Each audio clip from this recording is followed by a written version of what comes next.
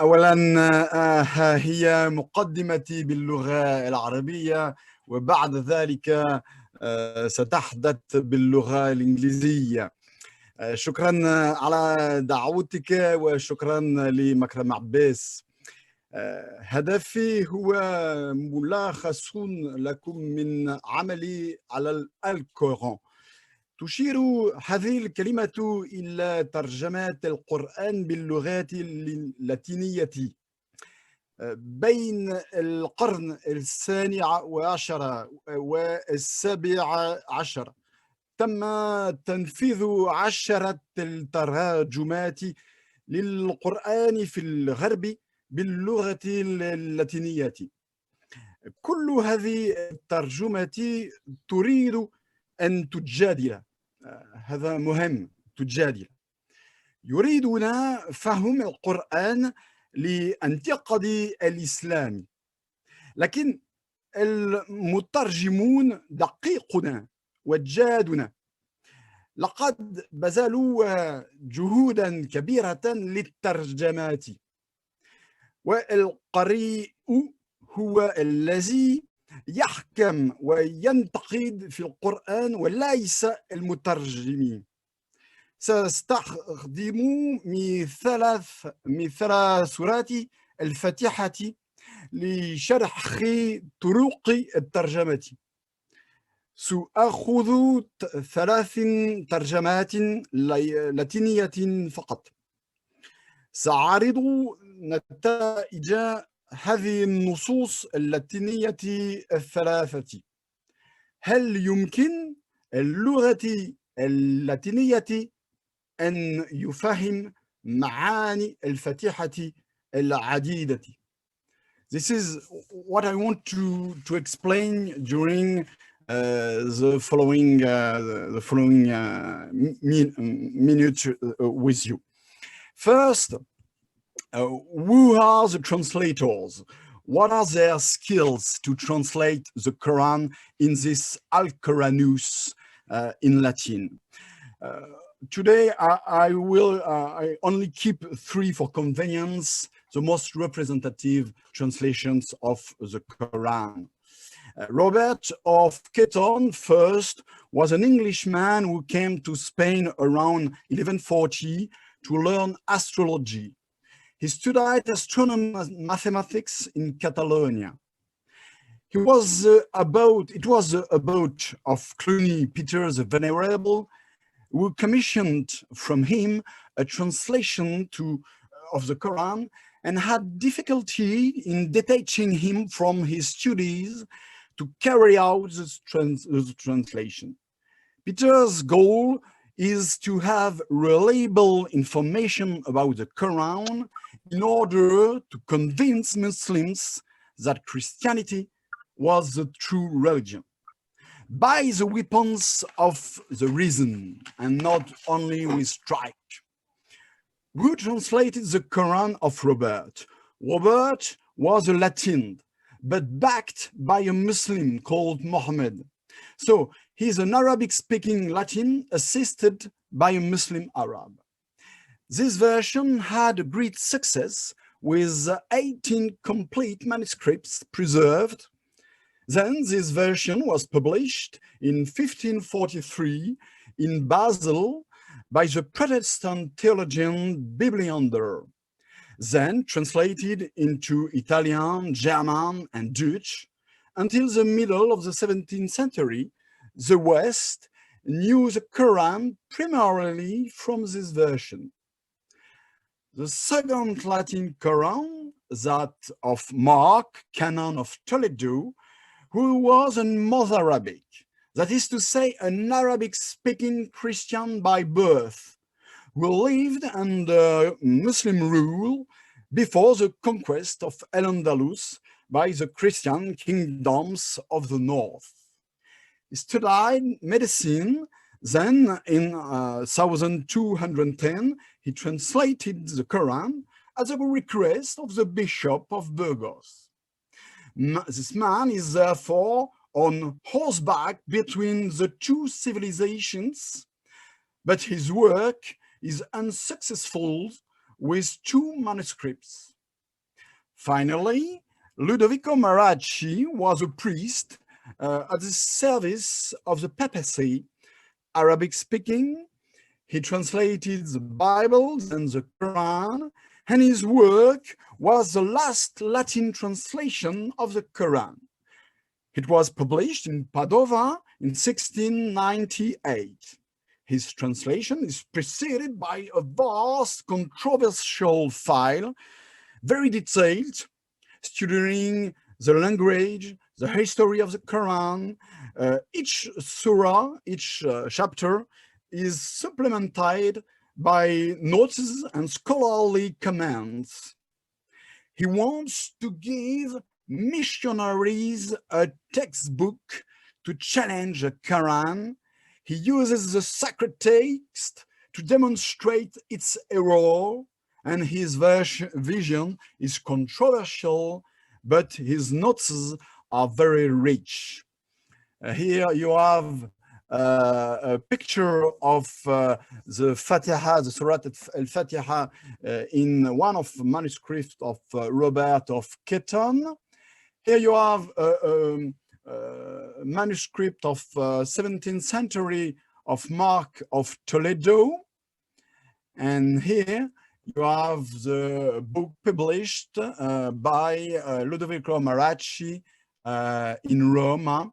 And you can see here that Marracci gave the Arabic text and the translation.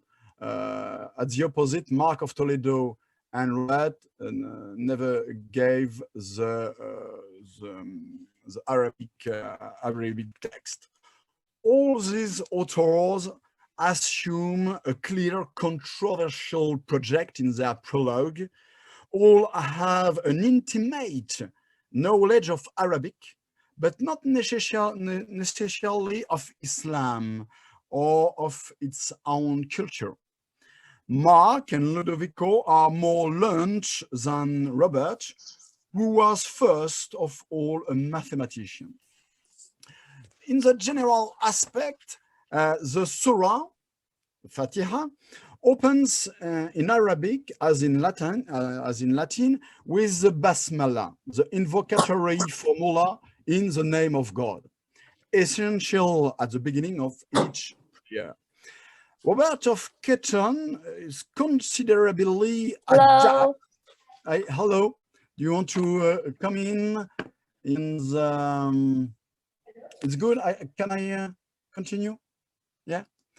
Here you have Ludovico Marracci, and Robert of Ketton adapts the text by recutting, simplifying, and reformulating verses 2 to 4, which Mark of Toledo is careful of following step by step the Arabic syntax and even its rhythm. Ludovico is even more scrupulous. He gives the Arabic text, then the Latin cut into verses, offers explanatory notices, as you can see here at left. And those notes is to better understand the text. And finally notes here at right, to criticize the text, but the both are not confused. It even gives a split in jaz and hizb here. There is a, okay, you heard me? No problem. First, I propose you to begin with the explanation of the title, the surah title. The first surah, al-Fâtiha, opens the Quran, fâtiha, to open. It's also the key to its general interpretation. It associates in 7 short verses the Muslim profession of faith, the reminder of the Last Judgment, and the unity of the community in the worship of the one God. Robert, as you can see here, translates the title as Azorah, beginning of the mother of the book, containing 7 sentences in Latin. What is very curious is Azora. Azora it's the word sura, not translated, but Robert transposes the Arabic directly into Latin as Azora, as Surah became Azora, Azoar. The first surah is called by Robert Capitulum, that is a chapter or a section of a text. However, this word also indicates the head of a text, its beginning, which clearly indicates the introductory nature of this prayer, head and beginning of the Quran. So it's a relevant synonym to fâtiha. According to the tafsir, the surah is the mother of the book, al-Kitab.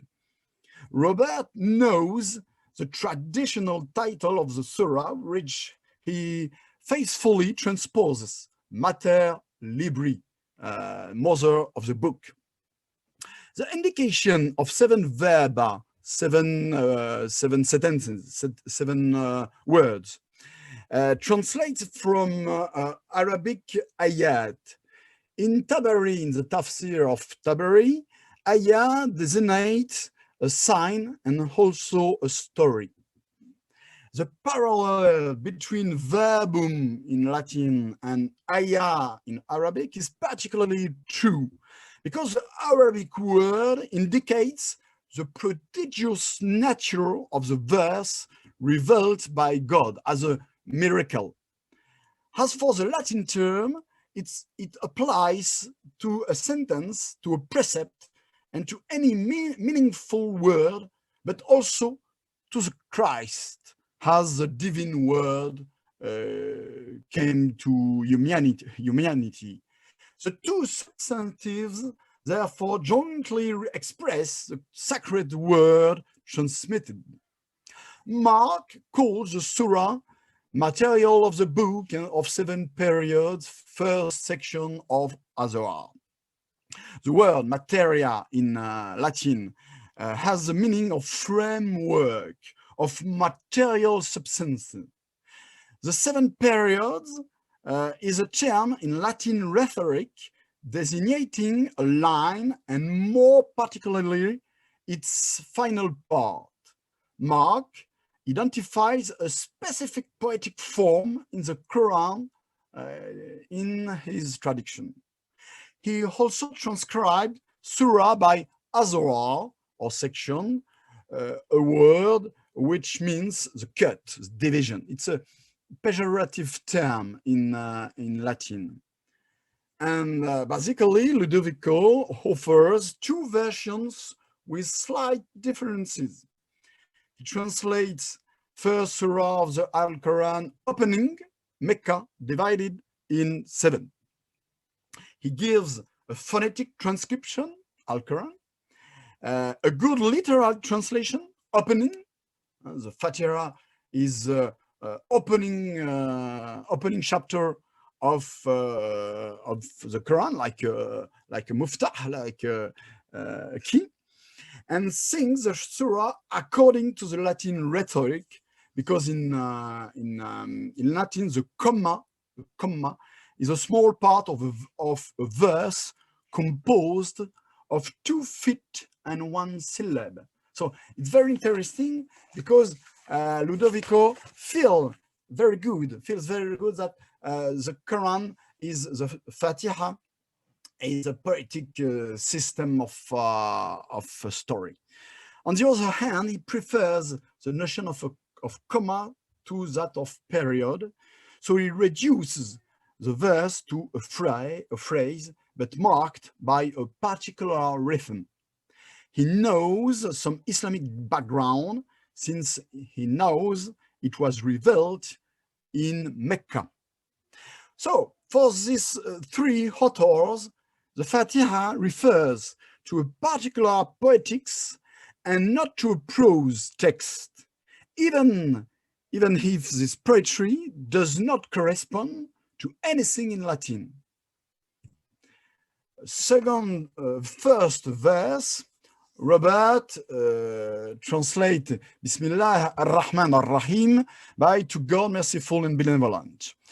Deus, Deo, God, translates El-Ilah, the God.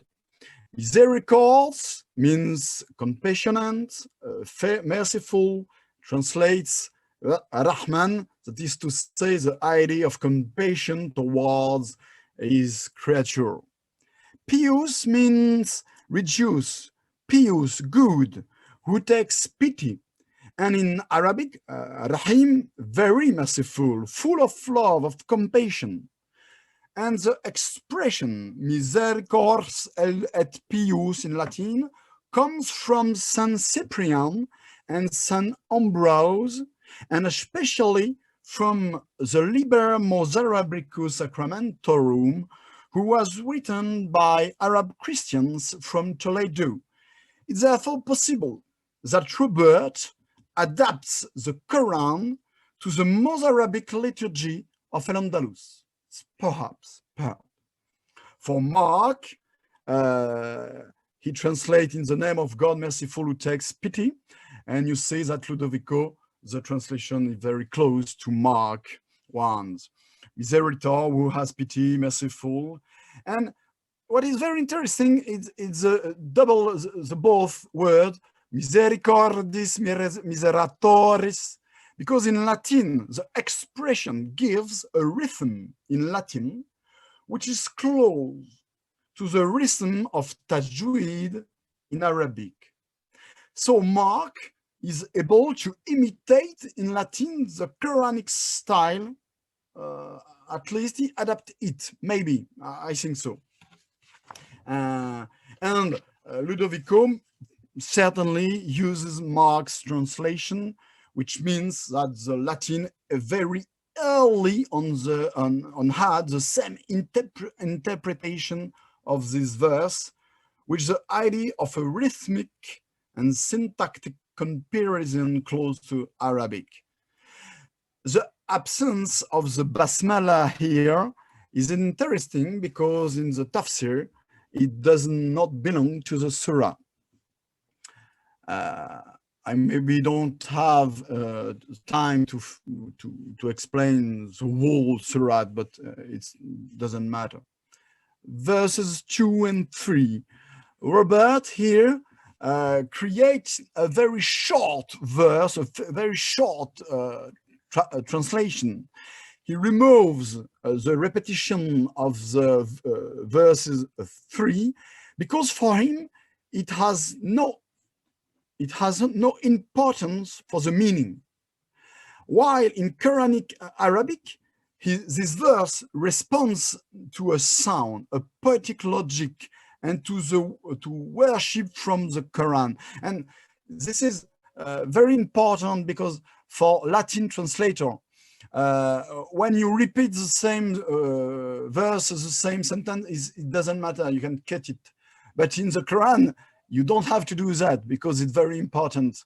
So Ar-Rahman Ar-Rahim was written at the top of the surah, so I cut it, no problem.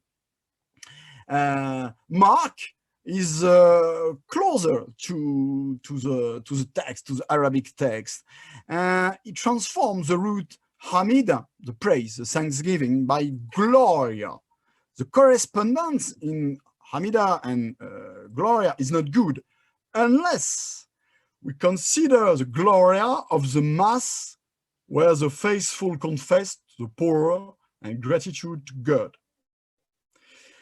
Creator of peoples is a quotation of an Ambrosian hymn for Christmas, Veni Creator Gentium. And Ludovico here translate Alamin with Mundi, Mundorum. Mundus in Latin is often limited to humanity, but in Arabic, Alamin is wager. But in his critical notes, Marracci recalls the Arab opinion that there are several universes, several Alamin, Alamun, but he compares it to the heretical doctrines of the Manichaeans. So, gradual standardization of the translation from one translator to another. It is just nuances that appear, but we can see a tendency to Christianize the Quranic vocabulary by liturgical and theological texts. Here, the difference, Malik Yawmiddin, Robert, Yawmiddin is, it's as in Arabic, refers to divine kingship of the day of the judgment. Only God intervenes in this judgment. And here, Robert takes up the idea expressed in Arabic, but does not understand the notion of din, which is very more complex than simply judgment in Arabic. Mark prefer die legis, the day of the law, of the judgment. We have two versions of this verse. It's very interesting because for Mark, the din is a lex. Din is lex. Din is law. It uses the same biblical formula because in the Bible, in the Old Testament, the lex Judaica as opposed to the gospel, the lex evangelica. Lex designates the Pentateuch, the law given by Moses. Lex foreshadows the gospel. So it's not totally negative to say lex concerning the Quran or concerning Islam. By qualifying the Quran as law, the translator immediately links it to an obsolete, strongly legal religious message. But while inscribing it in a biblical and Jewish tradition and not in a pure paganism. So, of course, the Quran is not strictly speaking a law. It is distinct from the science of Islamic law, the fiqh. But the word law, lex, associated with din is quite correct because it implies the observation of legal rights. Verse 5, to Robert, let's humble ourselves with pleading praise while worshiping him, that we continually feel the help of his hand. The Latin formula of Robert insists on the humility of the believer. The verb humiliare in Latin is very strong. The idea is a prostration, humiliation. The verb supplicare is liturgical in Latin. But the idea of the hand of God, is not here in the surat, in the Quran. It gives an embarrassing human image picture. And the Alhamdulillah formula expresses the idea of praise and veneration. For Mark, you are the one we adore, through you have been helped. He offers a more compact formula than Robert, but the verb adorare in Latin is weaker than abd. And Ludovico gave the same vocabulary as Mark.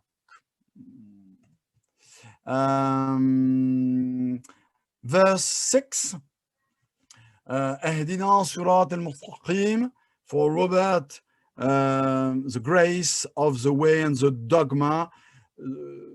Dogma is a typical theological Latin word, and this notion is very varied. It can designate the orthodox belief, an opinion, and also heretic opinion. Sirat al-Mustaqim is a straight path, that is to say the Quran and Islam. The formula is at the same time moral, religious. And here, Sirat al-Mustaqim, the translator uses a duplicate, semita and dogma. But here, he gave the impression that Islam is an heretical Christian doctrines. So it's not very good. He adapt the surah, the vocabulary of the surah, to a typical Christian vocabulary. And Mark is closer to the text, give us back the straight path, and Ludovico is the same, sometimes like the same thing. The uniformity of the translations is amazing between Mark and Ludovico. They must have reached each other at the opposite of Robert. And finally, the verse 7. So I want to finish quickly because we have to discuss, to have a discussion. Here, what is very interesting, it's the annotations, because the problem is those three texts, three translations are very specific, but in the margin of the whole manuscript of the three texts, you can read, can find annotations. And here, even the traduction is very good, or almost good. You can find and read annotations who are very, we interpret the Quran, the Alcoran, in a bad sense. Here, you can see Ecce fabula de vaca. What nonsense about the cow, because of which the whole chapter is called Azora of the cow. So when I am a reader of the Middle Age, I read the translation of Robert, and certainly this translation doesn't give me a judgment, a bad judgment of the Alcoran, but the annotation in the margin give it to me a bad judgment. And it's the same thing in the text of Ludovico Marracci. Here you can see the Surah 114. You can see the text in Arabic, and after the translation in Latin. After, on the footnote, the notae, it's not judgment in the notae. Notae are explanations of the context of the revelation, explanation concerning the vocabulary in Arabic. And after, here you have at right, you have footnotes concerning refutations. And here you have polemic text against the Quran. So this is a problem. So even your traduction is very good or almost good, every reader will read the annotations in the margin and the footnotes. So for conclusion, Robert looks for meanings in the Christian Latin word, while Mark and Ludovico Marracci offer shorter but more literal formulas. The different translations are adaptations to the Latin liturgical and Western theological vocabulary. None completely distorts the text, but none manages to capture the multitude of meanings of the Arabic language. The most dubious translation is that of Robert.